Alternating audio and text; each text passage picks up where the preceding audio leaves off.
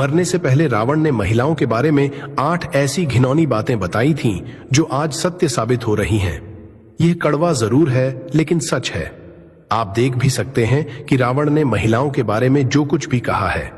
दोस्तों, जैसे ही लोग रावण का नाम सुनते हैं वे उसकी बुराइयों को गिनवाना शुरू कर देते हैं, लेकिन रावण को इस ब्रह्मांड का सबसे ज्ञानी विद्वान पंडित भी कहा जाता है।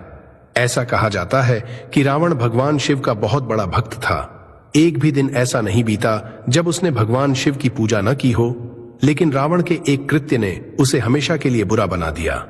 माता सीता का अपहरण करने और उन्हें अपनी रानी बनाने का सपना देखने वाला रावण यह भूल गया था कि जिस सीता का उसने अपहरण किया है वह अयोध्या के राजा दशरथ की पुत्र वधू थी, जिसके लिए उसे अपने प्राण देकर कीमत चुकानी पड़ेगी।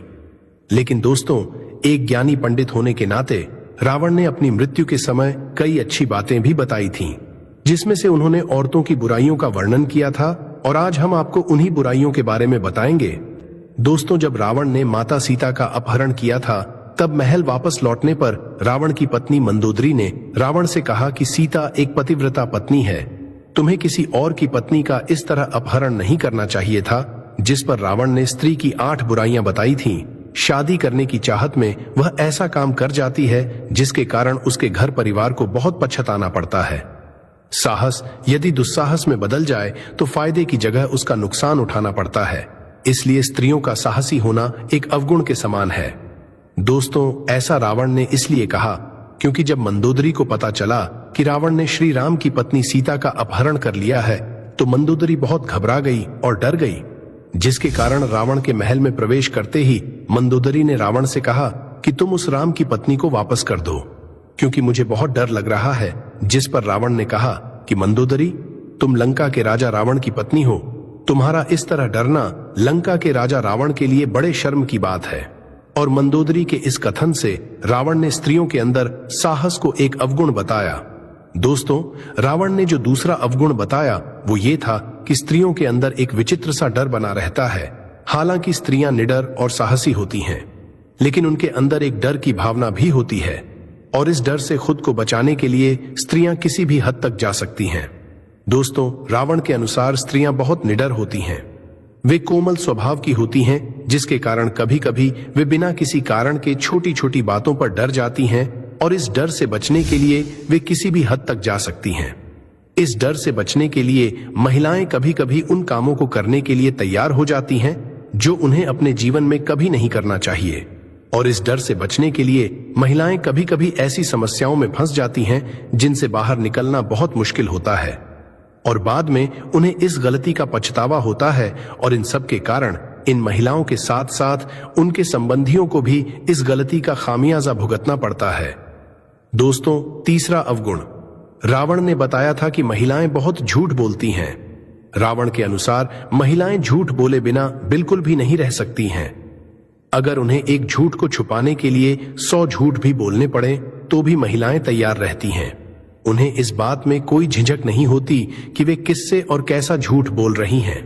मित्रों, आपने अपने जीवन में यह बात जरूर नोटिस की होगी कि महिलाएं या लड़कियां बिना किसी वजह के झूठ बोलती हैं। दोस्तों, इस झूठ की वजह से कभी कभी लोगों के रिश्ते और जिंदगी दोनों बर्बाद हो जाती हैं। दोस्तों, चौथा अवगुण, रावण ने बताया था कि महिलाएं बहुत स्वार्थी होती हैं, खुदगर्ज होती है, और अपना काम निकलवाने के लिए महिलाएं किसी भी सीमा तक जा सकती हैं।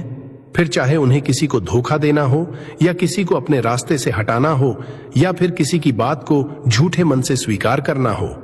महिलाएं अपने लालच के कारण कुछ काम कर देती हैं। वो कुछ भी कर सकती हैं, फिर चाहे उन्हें किसी को अपने रास्ते से हटाना हो या फिर झूठे मन से किसी को अपनाना हो। स्त्रियां अपने लालच के चलते कुछ भी कर सकती हैं, किसी भी लालच में फंस सकती हैं और अपने फायदे के लिए किसी को भी फंसा सकती हैं। रावण के अनुसार जब औरतों के बात करने के तरीके में अचानक से बदलाव आ जाए तो उनसे विशेष रूप से सतर्क रहना चाहिए, क्योंकि स्त्रियों के स्वभाव में अचानक से बदलाव आना इस बात का प्रमाण है कि वो बलपूर्वक कोई काम निकलवाना चाहती हैं। यह बात रावण ने तब कही थी जब रावण अपने जीवन के अंतिम क्षणों को जी रहा था और लक्ष्मण जी उसके पास खड़े थे।